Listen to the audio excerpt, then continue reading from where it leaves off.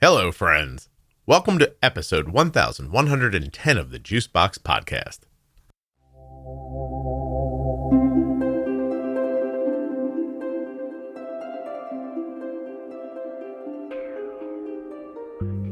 On today's show, I'll be speaking with Trisha from Jewish Big Brothers Big Sisters. They have a great program that's trying to help children with type 1 diabetes, and she's here to tell you more about it. Check them out at jbbbs.org,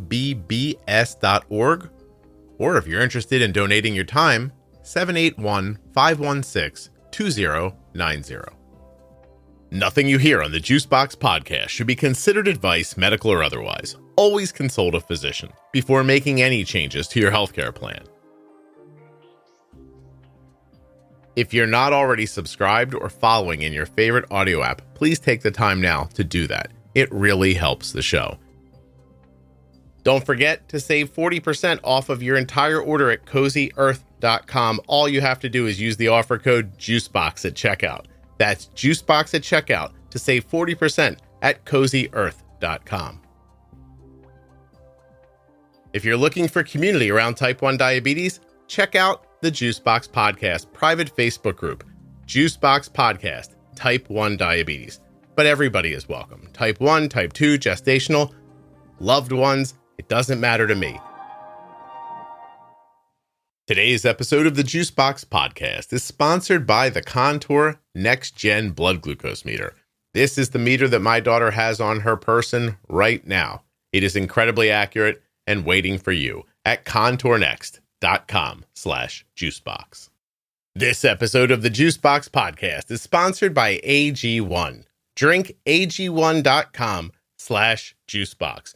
When you use my link and place your first order, you're going to get a welcome kit, a year's supply of vitamin D, and 5 free travel packs.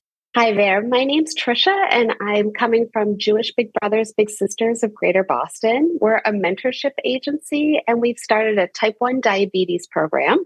I'm the clinical director there, and it's just been incredible to see children with type 1 diabetes getting a mentorship opportunity through an adult with also type 1. Trisha, you're the clinical director. What's your background? What's your education? So my background is I am a child life specialist. I'm certified. And then I worked in a hospital for close to 20 years with children with chronic illnesses. And from there, I went on to get an MBA in healthcare policy. Okay. Trisha, you're doing a thing right now that we, in my house, call the gas station voice. You don't know what that means yet, but Okay. I'll explain it to you, okay? Okay. You and I spoke for a few minutes before we started to record, and you have a little bit of a deeper voice, which came through very nicely on the microphone. When my wife goes to the gas station, she is never as nice in her life as she is to the person who pumps her gas for her.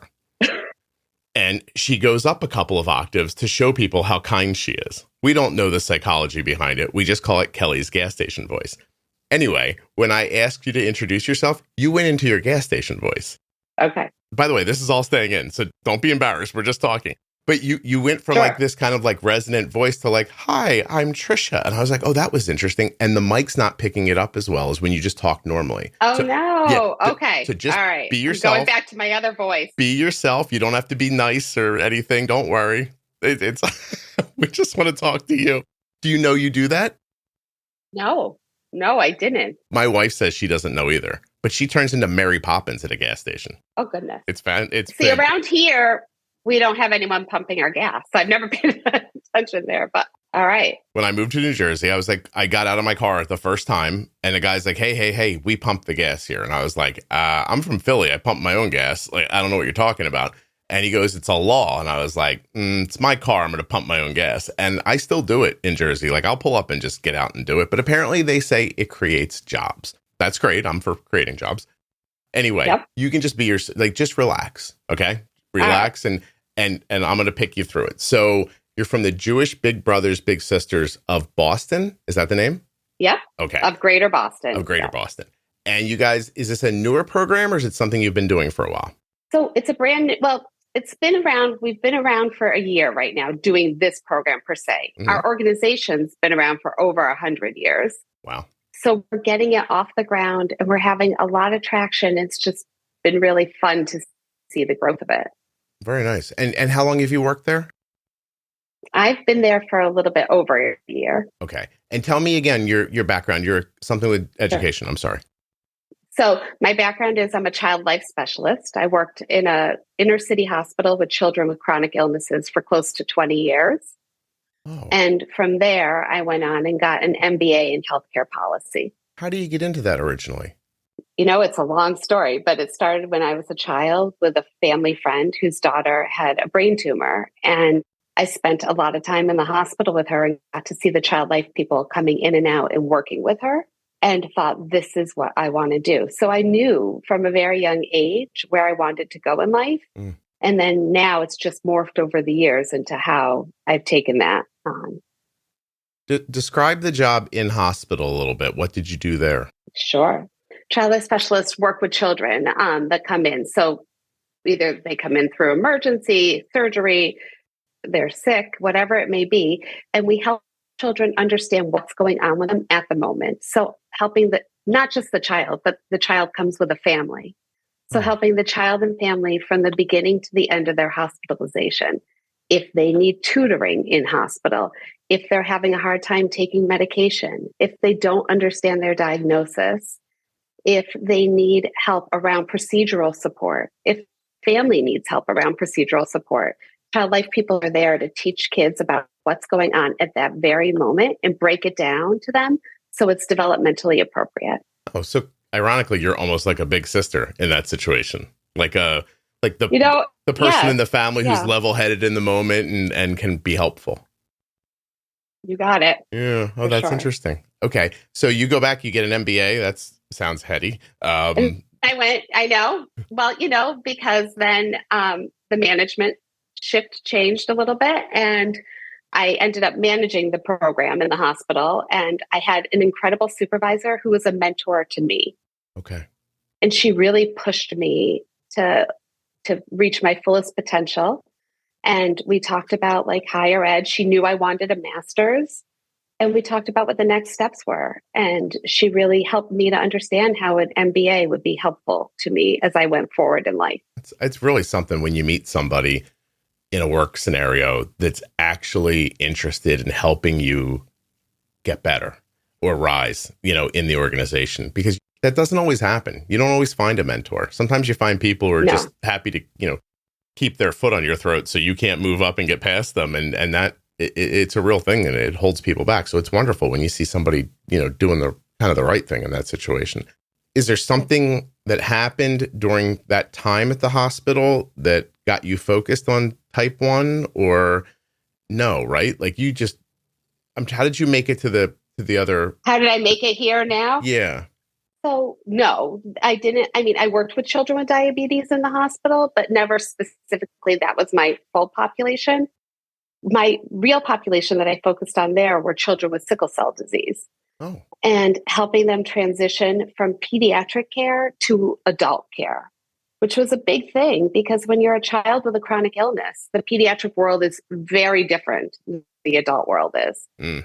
So after I had taken the break from the hospital, had done a few other things in my wheelhouse, I found this job and I thought, oh my goodness, how perfect is it to take children with a chronic illness, adults with a chronic illness, and find the best pieces of both of them and bring them together to help each other where they're at. And as much as we say, we call our volunteers our big sisters or big brothers, as much as we say our bigs are the mentors, they get so much from the kids, our littles, that's unreal. Yeah. And so it becomes kind of this two-way street. I have that experience with what I do, and I try to explain it to people, and I'm sure they can like picture it, but until you're doing it, you have no idea how like choosing work that helps other people enriches you. And I usually say that this podcast helps me more than it helps the people listening. They would have no way to know that, but it's true. It's changed my whole world. So I take that point incredibly. So when you get there, they're not hiring you to like set up like a type 1 program. You just sort of happen to come in around the time that the program starts. Nope. That year, I was actually hired to set up the type 1 program from the beginning. Yes. Okay. So you were. And so they had this idea. we're going to do this thing. And they go out to get you. So now I'm super interested about what that process is like. How do you on day one sit at a desk and start thinking about this? And, what were your goals in the beginning and what did you learn along the way? I partnered with AG1 because I needed a daily foundational nutritional supplement that supported my whole body health. I continue to drink AG1 every day because it works for me. AG1 is my foundational nutritional supplement. It gives me comprehensive nutrition and it supports my whole body health. Drink ag1.com/juicebox. When you use my link to place your first order, here's what you're going to get. A free welcome kit that includes a shaker, scoop, and canister, 5 free travel packs, a free year supply of vitamin D, and of course, your AG1. So if you want to take ownership of your health, it starts with AG1. Try AG1 and get a free 1-year supply of vitamin D and 5 free AG1 travel packs with your first purchase. Go to drinkag1.com/juicebox. That's drinkag1.com/juicebox. Check it out.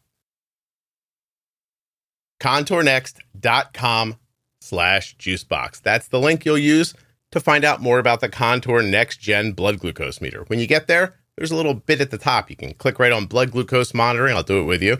Go to meters, click on any of the meters. I'll click on the NextGen, and you're going to get more information. It's easy to use and highly accurate. Smart Light provides a simple understanding of your blood glucose levels. And of course, with second chance sampling technology, you can save money with fewer wasted test strips. As if all of that wasn't enough, the Contour NextGen also has a compatible app for an easy way to share and see your blood glucose results. contournext.com/juicebox. And if you scroll down at that link, you're going to see things like a buy now button. You could register your meter after you purchase it. Or what is this? Download a coupon. Oh, receive a free Contour NextGen blood glucose meter. Do tell.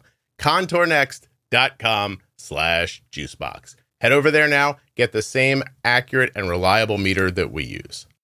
So in the beginning, I sat down and thought, where are we going to find these kids? That was my first thing. Like, how are we going to get our name out? How are we going to get parents to trust us and share with them what we can offer to their children and say to a parent of a child with a chronic illness, now we want you to send your child out with this big for 2 to 4 hours and not be in touch with them. And realizing that we had to kind of change a little bit of the model that we do to make sure that parents do stay in touch with their kids, because they're not going to comfortably just let their child go off after they've been, monitoring things left and right. So I sat there and thought, where am I going to find them? So I started reaching out to schools, to different pediatricians' office, endocrine offices, the local diabetes centers around us, and making relationships with the social work team, with the child life team, with the physician, with support staff, whoever it may be, because each person in that situation touches the child and family in a different way and builds a whole different repertoire or a whole different relationship than others do. And so the more people that knew about us, the more ways we would be able to get our name out. I worked a lot with JDRF. I still do. We work together to help, reach families there, to find special ways to get into different outreach opportunities and webinars to talk about the program and how we can best help others. How many families with type 1 diabetes did you have to talk to before you realized these people weren't going to cut ties with their kids for 4 hours? One. No. It was very, and I knew it in my heart of hearts. I knew, and rightfully so. I mean, blood sugars can drop. They can spike. Kids don't feel good. It's scary. Things don't always respond as quickly. So it was really kind of sitting there and figuring out, how are we going to change our parameters, which was amazingly easy because I work with the best people in the world. So to change our parameters that we can make it work for the child, for the parent, and for the big all together. Right. And so you've only been at this for, not even 2 years. My first question is... definitely not even 2 years. Not even 2 years. How many kids did you end up finding initially? So right now we have 15 kids. that we're in the process of either are on our waiting list or that we're interviewing. And we've got 2 currently matched, and we have 5 more in the thrones of being matched right now, which I know sounds like small numbers, but to start from nothing and to get to here, it's been incredible to meet these children and families and to hear their stories and to hear what their needs are.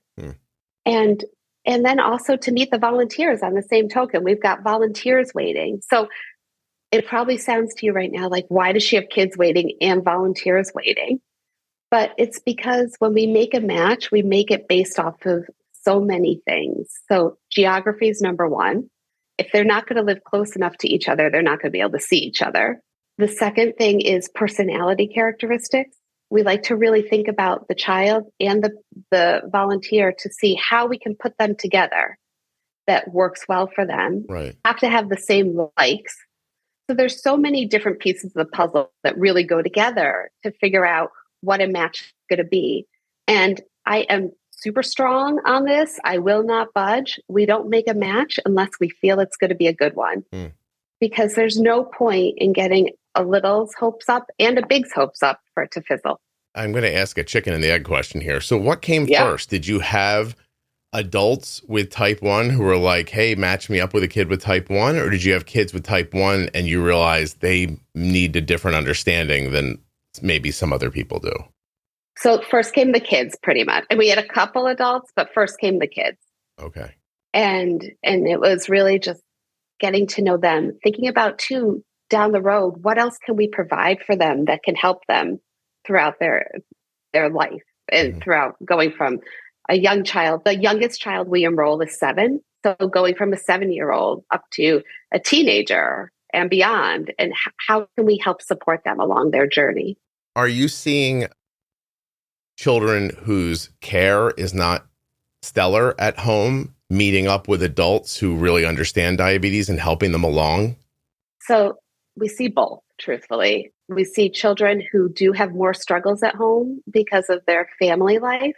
And those kids need bigs so much to help support them and to help them understand how important it is to take care of themselves and how they need to put themselves first and really pay attention to what those doctors and nurses are saying to them. So setting a good example and modeling good behavior. We have other children that come from homes where like everything is in top-notch shape. Like there's no questions that they know how to run their equipment. They know how to bolus. They know how to carb count. They know everything. But they don't have that social network and they feel that isolation of I'm the only one like me here now. That's wonderful. And that's the hardest thing to hear right there. Have other chapters reached out to you about this yet? I mean, are you the only ones doing this or are there other? We are the only ones. No, we're starting it off and hopefully we'll see like the benefits of it. Well, I know we will see the benefits of it, but hopefully others will adopt it after we get it going. I'm just listening to you. And I mean, I have a depth of knowledge about how people with diabetes sometimes think and feel and need. And what you're describing basically, because this is a weekly thing, right? Like it happens on Saturday, they get together? No, they meet twice a month. Twice a month. And they talk more often usually. Okay. So twice, so basically you're given a kid, did you say 4 hours? It's a 4-hour window? Okay. You're basically giving a kid 2 4-hour windows a month where they're going to diabetes camp almost. Yes. Yeah. Right? Yes, exactly. Yeah. And instead of waiting all year till summer and then getting together for a week or a weekend or something and being around other people who have diabetes, they have this opportunity to not have to uproot their lives even. Not that camp's uprooting, but it is a little bit. Like you have to take a break. You have to go, usually drive somewhere far away. And just to be around another person who doesn't look at their pump and think, what is that? Or understands or is bolusing with them for lunch at the same time. I think it's a really special idea. Who had the initial idea? Can we give them credit? We sure can. So it was one of our board members. And she went, first off, when I said to you earlier, I work with the best people. We are an organization where an idea comes in and we really take it and run. So a board member came to us and said that she really thought this was something needed, was diagnosed later in life with type 1. And she thought, how incredible would it be to have someone to support me? So I will share with you, like in one of our matches, the little girl's in 3rd grade and her big is in her 20s. And they went rock climbing together. And off they were going up the wall, and the little's alarm started going off.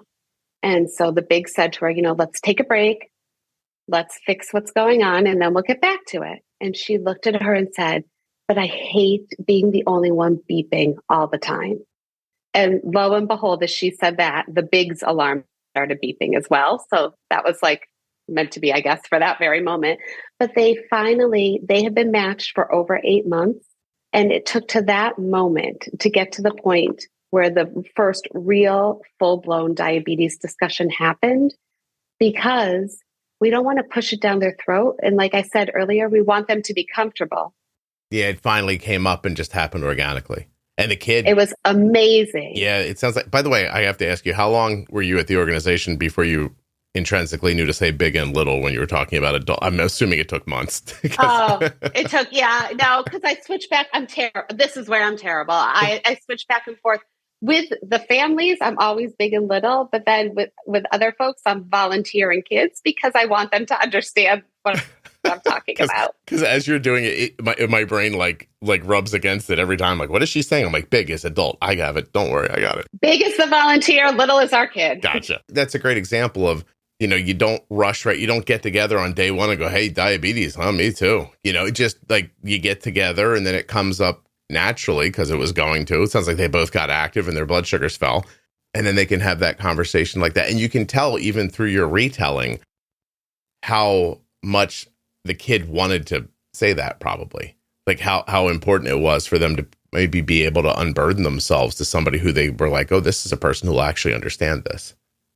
Yeah. And then the parent of the little was so grateful that she opened up and said that she got to that point where she could say those words and make it and just express herself, I guess, express herself in a way where someone else going through the same thing understands. Yeah.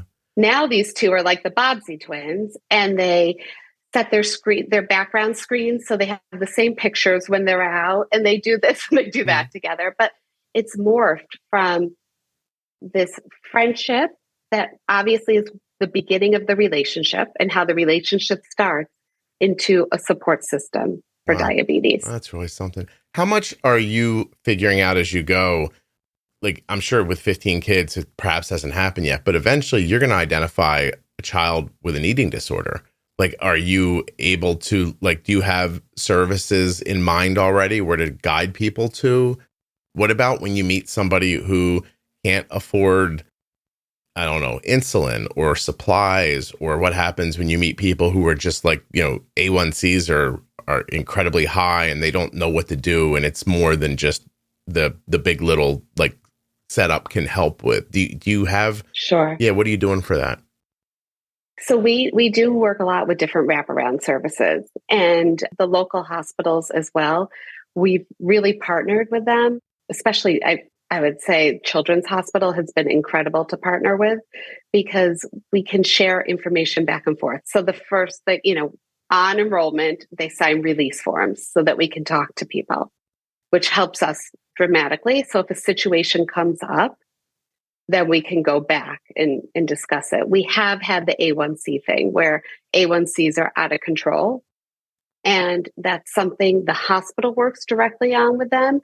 But a big can help to influence why it's so important to get that number down. Sure. With other kids, they've seen just with the blood sugars all over the place. And there's never just some kind of commonality, and they can't pinpoint what's making it spike. And we know it's because the kids aren't bolusing or they're not taking care of themselves properly. Mm-hmm. So the big there helping them to understand why it's so important.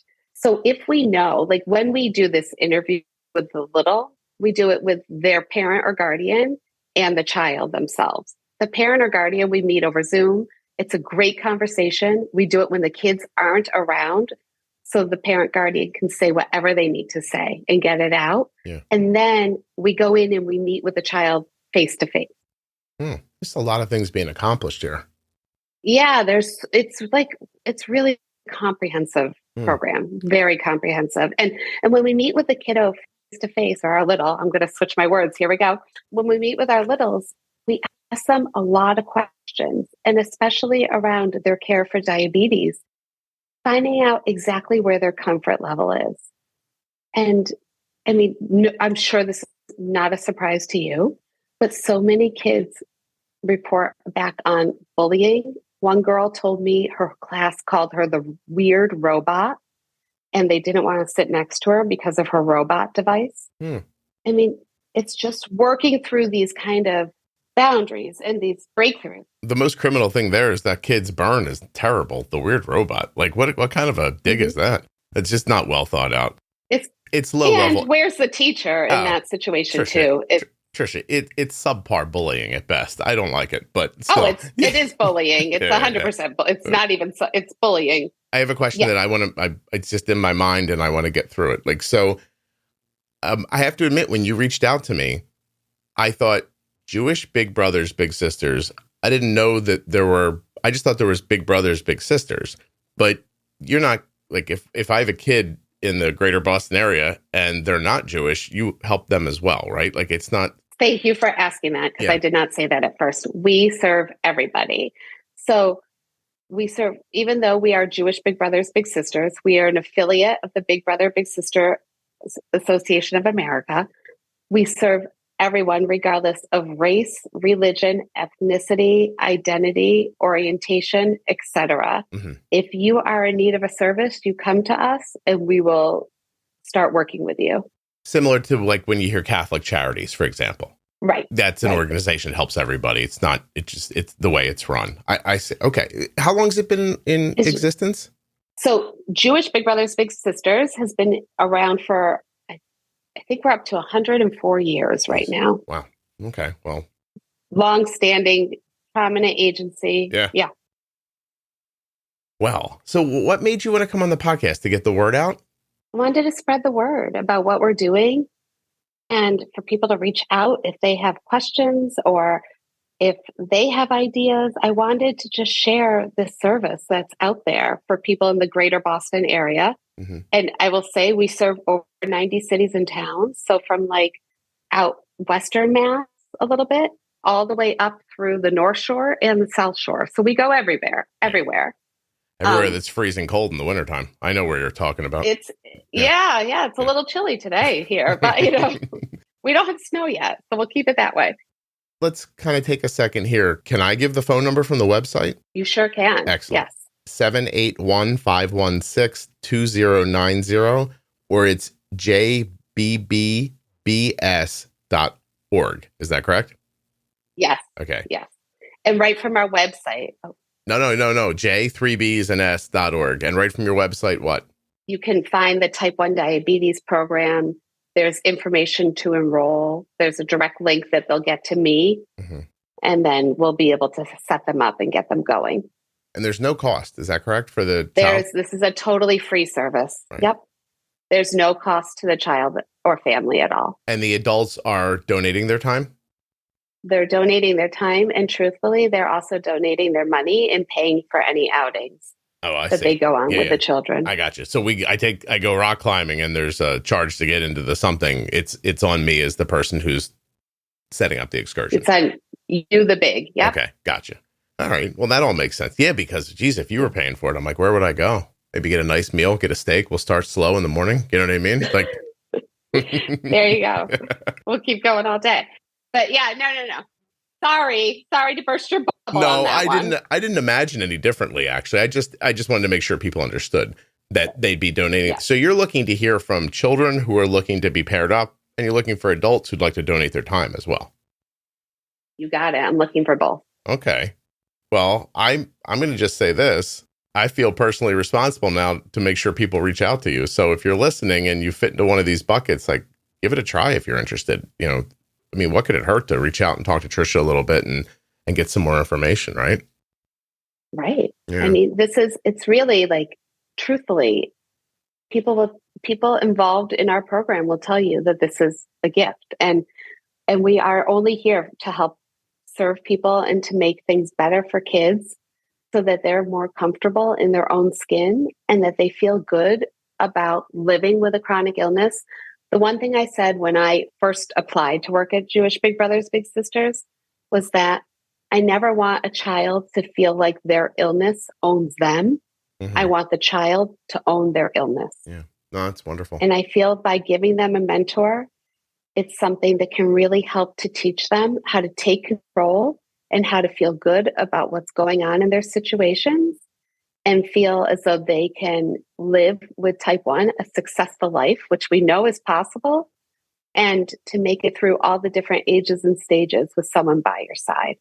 Can I ask you, how has your understanding of type 1 changed over the last year? I have learned so much. I can't even believe. So I knew what type 1 was. I knew that it wasn't anything like type 2. All of those things. But one, just learning from hearing from children, the misconceptions that they go through, that's been eye-opening. But then two, learning about bolusing, learning about closed loop systems, learning about all these different systems that kids have. Kids that are on multiple daily injections first versus on a looped system. Mm-hmm. It's been really interesting to me to see the paradigm shift and the learning curve for myself going through this. And I feel like I can actually have a conversation with a parent of a child with type 1 right, and not be clueless and understand. I mean, do I understand what it's like to wake up in the middle of the night because your child's blood sugar is crashing? No, I do not have that in my back pocket. Sure. But I do know what it's like to be a parent. I have 2 teenage girls. I know what it's like to work with children with chronic illnesses. And I know what it's like to hear a parent going through a traumatic episode and being there to support them through that time. Have you had an experience yet where you thought, oh, I wish I could take this knowledge back with me 15 years ago to when I was working in hospitals? Yes, I wish we could have done a support group then for kids like this. I wish I could have set something up that would have reached children when they're in the hospital differently for type 1 and given them more tools to go back to school with. Yeah, yeah. So if somebody's listening to this whose kid is already maybe part of the Big Brothers Big Sisters program in another place, outside of Boston. Yeah. You're comfortable with them asking their chapter to reach to you, and you'd be happy to explain to them how you got this set up, what's working, what didn't, like give them a roadmap? 100%, of course. Right. Oh, I feel like we all have to work together. There's no I in team. We'll go for the cliche.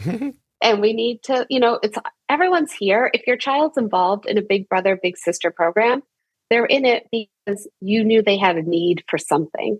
Yeah. So why not just expand that need? No, it's fantastic. It really is. It's very kind that you'd spend the time to explain it to somebody else and get it rolling in other places too, if they were interested. I think we've covered everything really well. I want to make sure you feel that way. And then I have one last question for you. So first of all, is there anything we haven't said that we should have that I missed? Nope. We've got it all. Great. We've hit all my little bullet points here. So here's my last question. How come you're not like, let's go park the car in the yard? How come you don't sound like that? Are you not from Boston? I'm from New York. Oh, I was going to say, you don't sound like you live there. New York. No, but my youngest daughter sure does. She parks her car. She has no R's whatsoever. That's it. But nope. So I'm from New York. So did you go to the area for school and just stay? I did. I came here because I knew I wanted to be a child life specialist. I came here to go to Wheelock College. During that time, I wrote a grant with a physician that I worked with to get a program started in surgery and trauma. And then from there, I met my husband who's here, and that's how I ended up staying. Trisha, it's always a boy. Every time I interview somebody, I'm like, how did you end up in Alaska? And then the story starts and a boy. And then, by the way, that Alaska story, which I'm not going to bother you with, is in a past episode. The boy disappeared. She stayed in Alaska. And I was like, get out of here. Oh, my goodness. She's like, well, my guy's still around. He's still around.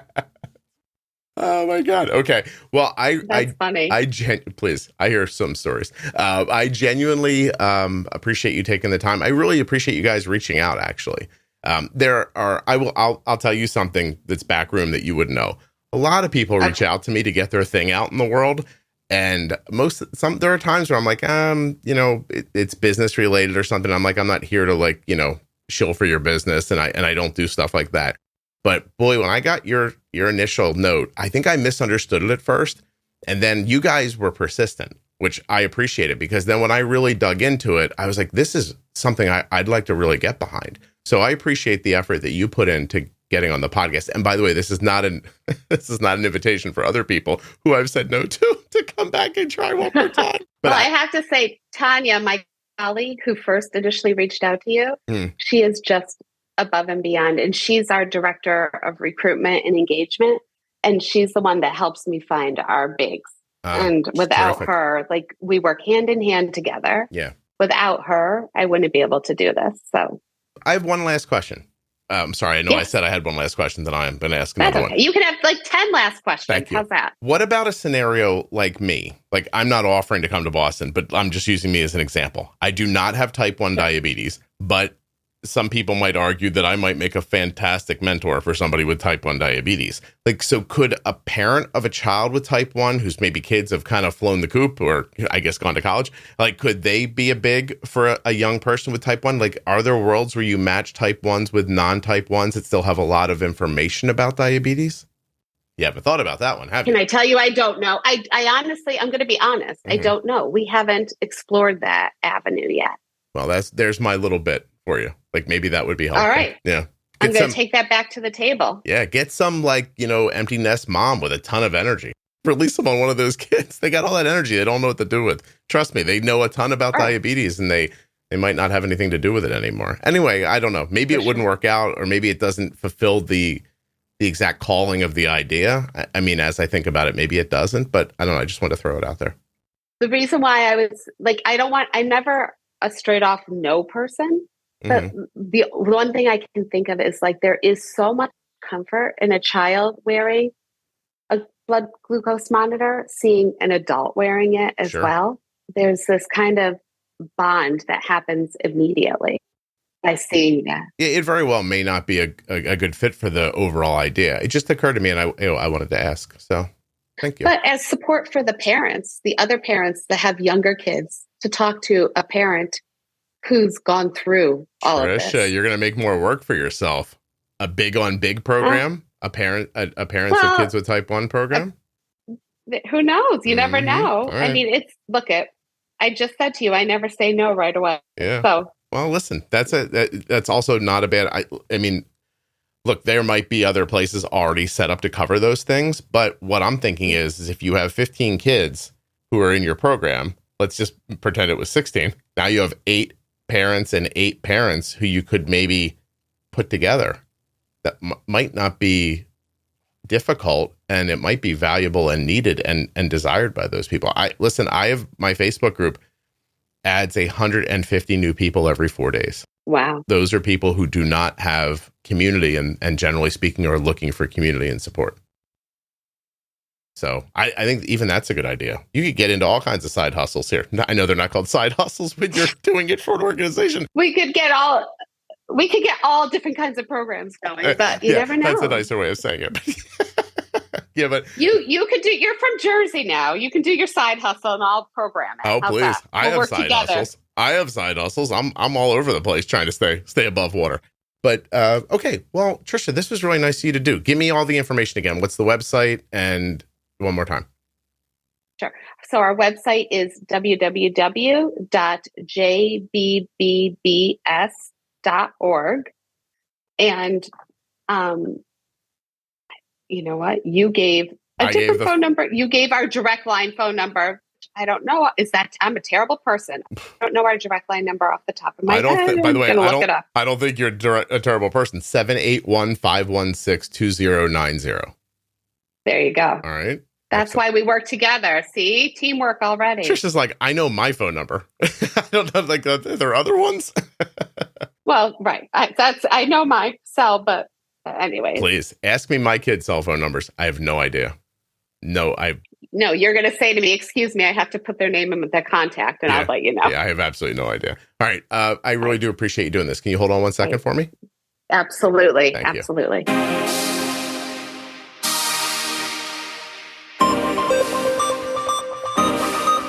How terrific was that? Make sure to check them out if you're interested in helping. I'd like to thank AG1 for sponsoring this episode of the Juicebox Podcast and remind you that with your first order, you're going to get a free welcome kit, 5 free travel packs, and a year's supply of vitamin D. That's at ag1.com/juicebox. A huge thanks to the Contour NextGen blood glucose meter for sponsoring this episode of the Juicebox Podcast. Learn more and get started today at contournext.com/juicebox. And here's a little bonus for you for listening all the way till the end. In the Pro Tip series that runs between episode 1000 and 1025, I think, there are ads from Contour with a link to a free meter. You have to be a U.S. resident, and it's only while supplies last, but there are supplies left at this moment. So head over there, listen to the Diabetes Pro Tip series that begins at episode 1000, get that link, and get yourself a free Contour NextGen meter. While supplies last, U.S. residents only. The episode you just heard was professionally edited by Wrong Way Recording. WrongWayRecording.com.